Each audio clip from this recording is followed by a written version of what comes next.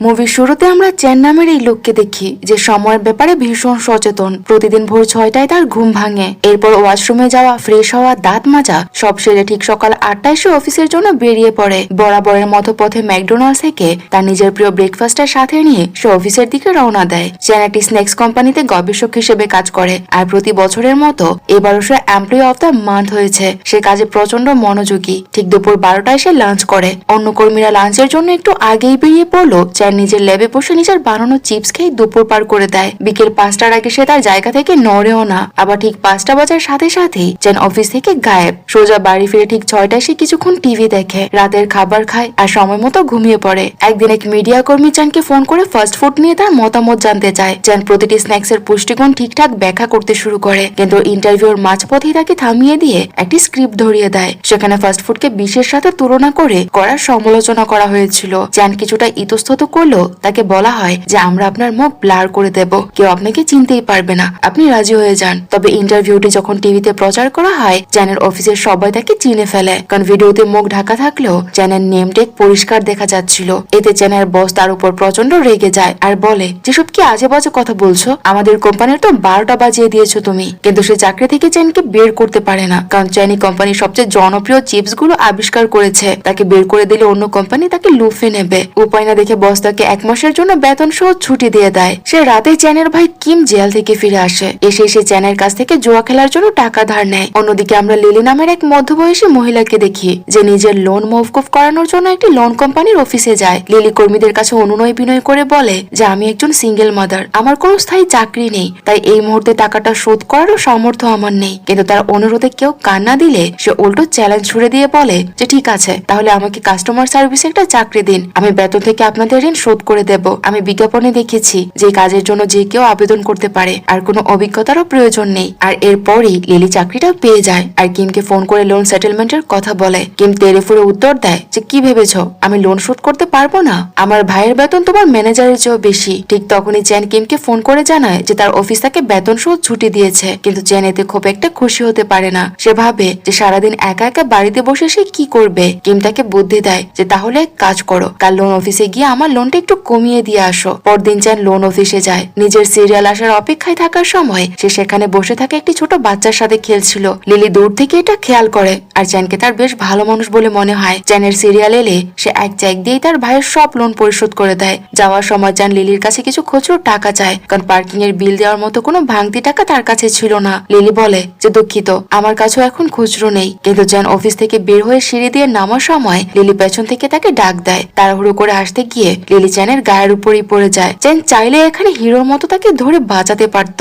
কিন্তু সে উল্টো সরে দাঁড়ায়। ফলে বেচারি লিলি ধপাস করে মাটিতে পড়ে যায় আর তার হাত থেকে কয়েনটা ছিটকে পড়ে। তখনই চেন বুঝতে পারে যে লিলি তাকে কয়েনটা দিতে এসেছিল, কিন্তু ততক্ষণে লিলি অজ্ঞান হয়ে যায়। চেন দিশেহারা হয়ে লিলিকে কাঁধে তুলে দৌড়াতে শুরু করে, কিন্তু মেইন রোডে পৌঁছাতে পৌঁছাতে সে নিজেও ক্লান্ত হয়ে জ্ঞান হারিয়ে ফেলে। অ্যাম্বুলেন্স এসে দেখে যে চেন অজ্ঞান হয়ে পড়ে আছে আর লিলি তার উপরে অজ্ঞান হয়ে পড়ে আছে। হাসপাতালে লিলির জ্ঞান ফিরলে সে চেনের ফোনের স্পিড ডায়াল থেকে ফোন দেয়, কিন্তু কিম ঠিকঠাক কথা না বলায় সে অন্য একটি নাম্বারে ফোন দেয়, যা ছিল এক ফুড ডেলিভারি ম্যানের। কিছুক্ষণ পর চেনের জ্ঞান ফিরে। লিলি তার মানি ব্যাগ ফেরত দিয়ে বলে, হাসপাতালের বিল দেওয়ার মতো টাকা আমার কাছে ছিল না, তাই আপনার ব্যাগ থেকেই দিয়েছি। কয়েকদিনের মধ্যে আমি আপনাকে সব টাকা ফেরত দিয়ে দেব, আর নিজের খাওয়া দাওয়ার দিকে খেয়াল রাখুন। ডাক্তার বলেছে আপনি অপুষ্টিতে ভুগছেন। হাসপাতাল থেকে ছাড়া পাওয়ার পর চেন লিলির হাতে একটা চিরকুট দেয়। লিলি মনে মনে খুব খুশি হয়। সে ভেবেছিল যে হয়তো চেন নিজের ফোন নাম্বার দিয়েছে। সে লাজুক হাসিতে জিজ্ঞেস করে যেটা কি। চেন ফিস করে বলে, আপনি আমার টাকা ফেরত দেবেন বলেছিলেন না, ওটাতে আমার অ্যাকাউন্ট নাম্বার দেয়া আছে। তার এই কথা শুনে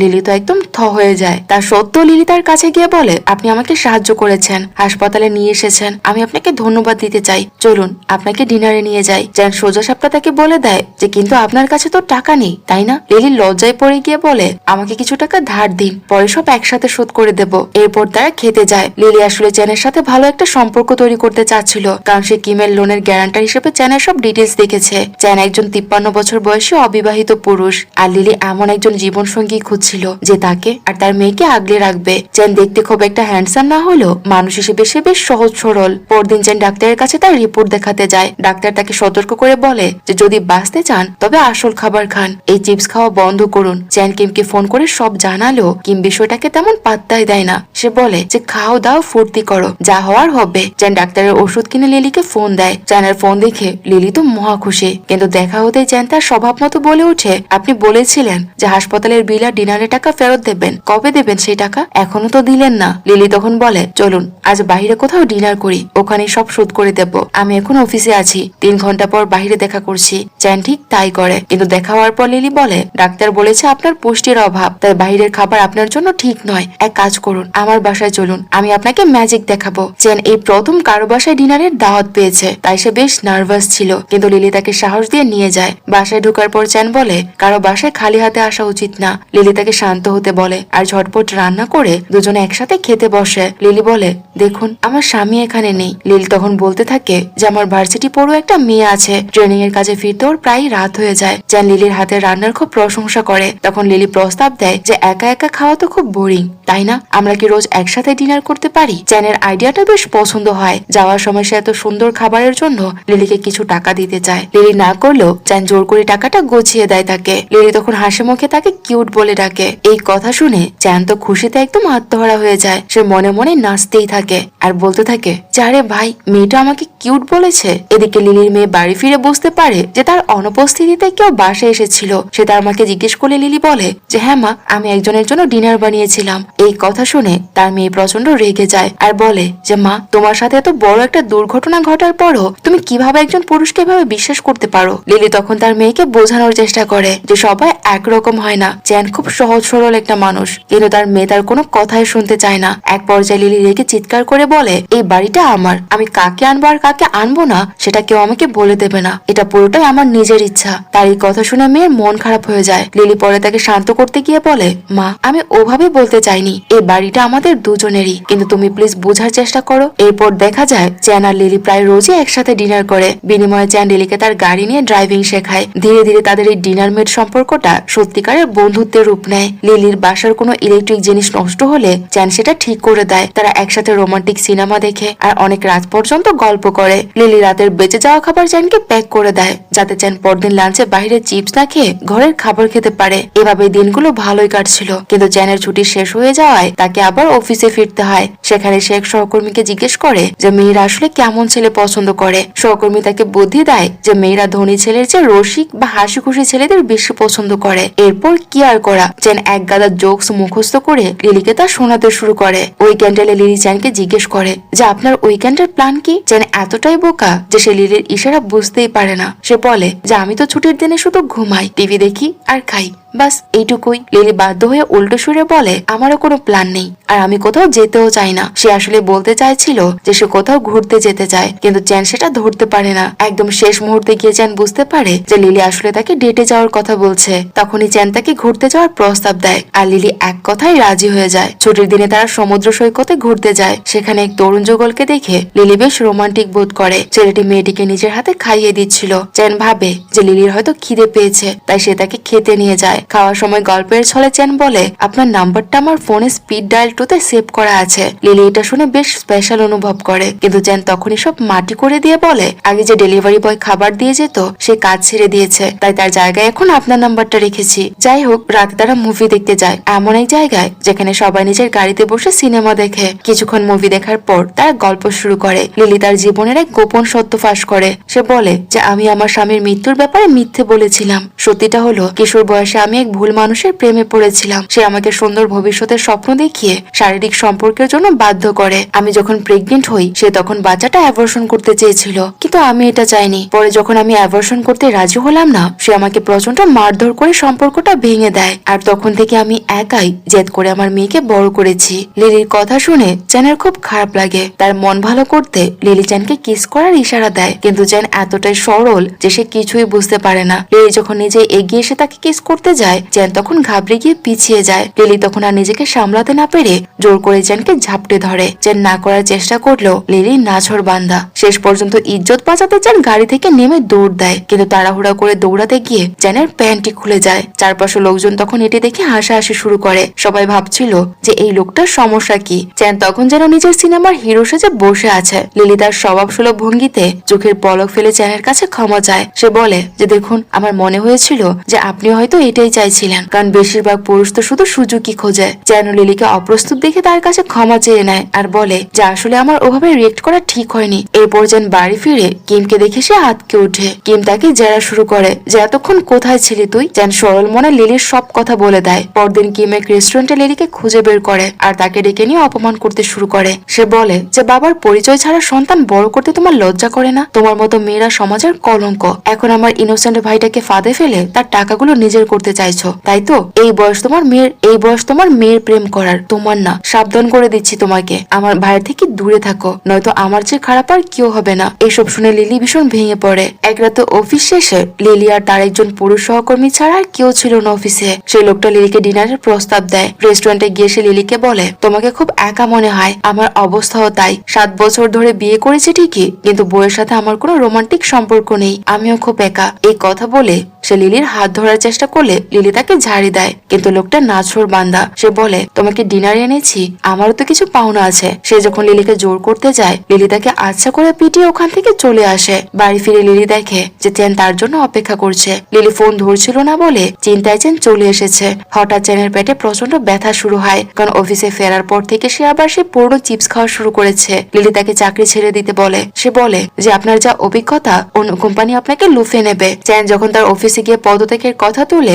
অফিসের সবাই এই কথা রেগে যায়। তারা জানতে পারে যে চ্যান এক মেয়ের প্রেমে পড়েছে আর তার কথাতেই সে চাকরিটা ছাড়তে চাইছে। অফিস থেকে তখন লুক নামের এক হ্যান্ডসাম ছেলেকে পাঠায় লিলিকে পটানোর জন্য, যাতে চ্যানের সাথে তার ব্রেকআপ হয়। অন্যদিকে কিম তার এক বান্ধবীকে পাঠায় চ্যানকে পটানোর জন্য। এর মধ্যে লিলির পুরনো পার্টনার অর্থাৎ লিলির মেয়ের বাবার ফোন আসে। সে সাপ নিয়ে ব্যবসা করত আর সবসময় গাড়িতে সাপ রাখতো। সে লিলিকে হুমকি দিয়ে বলে শুনেছি তুমি কারো প্রেমে পড়েছো, তোমার ওই প্রেমিককে আমি আস্ত রাখবো না। এইসব শুনে লিলি ভয়ে একদম কুকড়ে যায়। চ্যানের সাথে রেস্টুরেন্টে খেতে গেল, তার মাথায় ওই হুমকির কথাই ঘুরছিল। রেস্টুরেন্টের বাইরে চ্যানের সেই হ্যান্ডসাম কলিগ তাদের পথ আটকায় আর লিলির সাথে ফ্লার্ট করার চেষ্টা করে, কিন্তু লিলি তাকে পাত্তা না দিয়ে বাথরুমে চলে যায়। ফেরার পথে সে তার পুরনো বান্ধবী মিনির দেখা পায়, যাকে কিম পাঠিয়েছিল চ্যানকে পটাতে। লিলি না জেনেই মিনিকেও লাঞ্চের সাথে নেয়, কিন্তু মজার ব্যাপার হলো মিনি আর সে হ্যান্ডসাম কলিগ একে অপরের প্রেমে পড়ে যায়। তারা তাদের আসল মিশন ভুলে নিজেদের প্রেম নিয়ে ব্যস্ত হয়ে পড়ে। এদিকে লিলি সেই পুরনো পার্টনার এক দুর্ঘটনায় মারা যায়। তার গাড়ির ঝুড়ি থেকে সাপ বেরিয়ে তাকে কামড়ে দিলে সে নিয়ন্ত্রণ হারিয়ে এক ট্রাকের সাথে ধাক্কা খায় আর সে সেখানেই মারা যায়। রাতে লিলি তার মৃত্যুর খবর পায়। সে চ্যানকে নিয়ে তাকে দেখতে যায়। সেখানে লিলির মেয়ে পার্লও ছিল। নিজের মাকে চ্যানের সাথে দেখে পার্ল আগে থেকে বিরক্ত ছিল। পরদিন লিলি এক রেস্টুরেন্টে পার্ল আর চ্যানকে ফর্মালি পরিচয় করিয়ে দেয়। লিলি চ্যানকে তার ভালো বন্ধু হিসেবে পরিচয় দেয়। ঠিক তখনই কিম সেখানে হাজির হয়। সে রাগে অন্ধ হয়ে চ্যানকে একটা থাপ্পড় মারে আর বলে যে তোকে না করেছি মেয়ের সাথে মিশতে। চ্যানকে মার খেতে দেখে লিলি আর নিজেকে সামলাতে পারে না। সে কিমকে কষে এক চড় মারে। কিম পাল্টা মারতে গেলে লিলি তাকে আবার মারে। এরপর শুরু হয় দুপক্ষের তুমুল মারামারি। কিম আর লিলি একে অপরকে ঘুষি লাথি মারতে থাকে আর চ্যান মাঝখানে পড়ে দিশেহারা হয়ে যায়। সেজন্য বুঝতেই পারছিল না যে এখন সে কি করবে। পাল তার মায়ের উপর প্রচন্ড রেগে যায়। লিলি তখন চ্যানকে বলে দেয় যে তোমার ভাই যদি এটা পছন্দ না করে তবে আমার সাথে মেলামেশা তুমি বন্ধ করে দাও। এই কথা চ্যানকে ভীষণ কষ্ট দেয় আর তার শারীরিক অবস্থার আরো অবনতি হতে থাকে। সে ভেতরে ভেতরে গুমড়ে মরতে শুরু করে। একদিন চ্যান সরাসরি লিলির কাছে গিয়ে তার মনের কথা খুলে বলে। সে স্বীকার করে যে সে লিলিকে ভালোবাসে।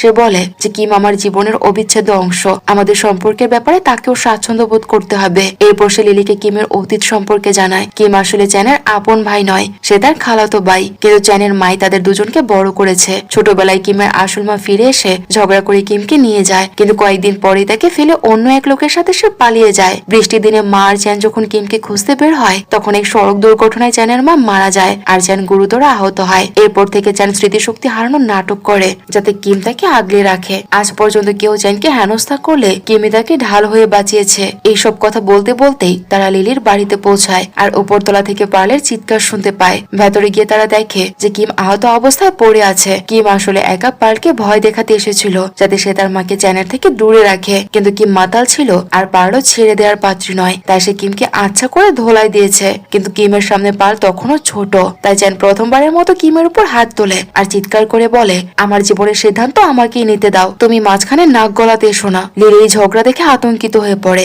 আর দুই ভাইকে তৎক্ষণাৎ তার বাড়ি থেকে বেরিয়ে যেতে বলে। এরপর বেশ কিছুদিন তাদের মধ্যে কোনো যোগাযোগ থাকে না। চ্যান চাকরি ছেড়ে দিয়ে মদ খাওয়া শুরু করে। ভাইয়ের এই দশা দেখে কিমের খুব খারাপ লাগে আর সে তাকে বোঝানোর চেষ্টা করে। কিছুদিন পর চ্যান সে রেস্টুরেন্টে যায় যেখানে সে আর লিলি প্রায় আসতো। কাকতালীয় ভাবে সেখানে লিলির সাথে তার দেখা হয়ে যায়। লিলি তাকে ড্রাইভিং শেখানোর জন্য ধন্যবাদ জানায়। জানায় আর বলে যে সে একটা পুরনো গাড়ি কিনেছে, যেন তার চাকরি ছাড়ার কথা জানায়। কিছুক্ষণ কথা বলার পর লিলি নীরবে চলে যায়, যেন বাড়ির দিকে রওনা দেয়। কিন্তু তার মন মানছিল না। সে কিছুক্ষণ লিলির পিছু নিলেও পরে নিজেকে সামনে নিয়ে কাঁদতে কাঁদতে বাড়ি ফিরে আসে। ওদিকে লিলিও বাড়িতে একা বসে ডুকরে কাঁদছিল। কিছুদিন পর চ্যানকে একটি টিভি চ্যানেল থেকে লাইভ শোতে তর্কের জন্য আমন্ত্রণ জানানো হয়। চ্যান স্বাস্থ্যের কারণে বড় চাকরি ছেড়ে দিয়েছে, আর এই কথা জেনে তারা তাকে চিপস ও কুকিজের ক্ষতিকর দিক নিয়ে কথা বলতে ডাকে। শুরু হওয়া ঠিক আগে চ্যানের সেই পুরনো সহকর্মী যে তাদের বিচ্ছেদ চেয়েছিল তাকে ফোন করে মিথ্যে বলে যে লিলি দেশ ছেড়ে চলে যাচ্ছে। মুহূর্তের মধ্যে লিলির সাথে কাটানো সব স্মৃতি চ্যানের চোখের সামনে ভেসে ওঠে। লাইভ শো চলাকালীন সে ক্যামেরার সামনে লিলির প্রতি তার ভালোবাসার কথা বলতে শুরু করে। বাড়িতে বসে কিমোশি শো দেখছিল। চ্যানের কথাগুলো শুনে তার ভাইয়ের জন্য তার খুব মায়া হয়। টিভিতে চ্যান যখন লিলিকে আই লাভ ইউ বলে, বাড়িতে বসে লিলিও কাঁদতে কাঁদতে আই লাভ ইউ টু বলে ওঠে। এরপর কিম নিজে গিয়ে লিলির মেয়ে পার্লের সাথে কথা বলে। সে তার সব ভুলের জন্য তার কাছে ক্ষমা চায় আর তার ভাইয়ের প্রশংসা করে বলে যে চ্যান লিলিকে কতটা ভালোবাসে। পার্ল সব বুঝতে পেরে তার মায়ের কাছে যায় আর বলে যে অনেক তো কেঁদেছ মা, এবার একটু ফল কেটে দাও, আমার সামনে পরীক্ষা। তার মা যখন ফল নিয়ে পার্লের ঘরে যায়, সে দেখে যে পার্লের ল্যাপটপে চ্যানের সেই ভিডিওটি চলছে যেখানে সে লিলির প্রতি ভালোবাসা প্রকাশ করেছে। পার্ল হাসি মুখে বলে যে যাও তোমার রোমিওর সাথে দেখা করে এসো। মেয়ের অনুমতি পেয়ে লিলি গাড়ি নিয়ে চ্যানের খোঁজে বেরিয়ে পড়ে। চ্যান তখন গাড়ি চালিয়ে আসছিল। হঠাৎ তাদের মধ্যে হালকা ধাক্কা লাগে আর তাদের চোখাচোখি হয়। চ্যান গাড়ি থেকে নেমে লিলির দিকে এগিয়ে আসে, কিন্তু লিলি কেন জানি গাড়ি চালিয়ে চলে যেতে শুরু করে। চ্যান পেছন পেছন দৌড়াতে গিয়ে হাঁপিয়ে ওঠে আর এক পর্যায়ে প্রায় অজ্ঞানী হয়ে যাচ্ছিল। লিলি তখন গাড়ি থামিয়ে দৌড়ে এসে চ্যানকে জড়িয়ে ধরে। এর কয়েক মাস পরের সিন দেখা যায়, চ্যান আর লিলি একটি সুন্দর রেস্টুরেন্ট খুলেছে যেখানে কিম খুব মন দিয়ে কাজ করছে। পার্লো সেখানে নিয়মিত যাতায়াত করে। তারা চারজন মিলে এখন একটা সুখের পরিবার তৈরি করেছে। আর এই সুন্দর এন্ডিং এর মধ্য দিয়েই মুভির গল্পটি শেষ হয়ে যায়। তো মুভিটি আপনাদের কাছে কেমন লেগেছে তা কমেন্ট করে আমাদের জানাতে পারেন। যদি একটু ভালো লেগে থাকে তাহলে প্লিজ ভিডিওটিতে লাইক দিতে ভুলবেন না। আর যারা এখনো আমার চ্যানেলটি সাবস্ক্রাইব করেননি তারা চাইলে আমার চ্যানেলটি সাবস্ক্রাইব করে দিতে পারেন। দেখা হচ্ছে পরবর্তী কোনো ভিডিওতে। সেই পর্যন্ত সবাই ভালো থাকুন আর সুস্থ থাকুন।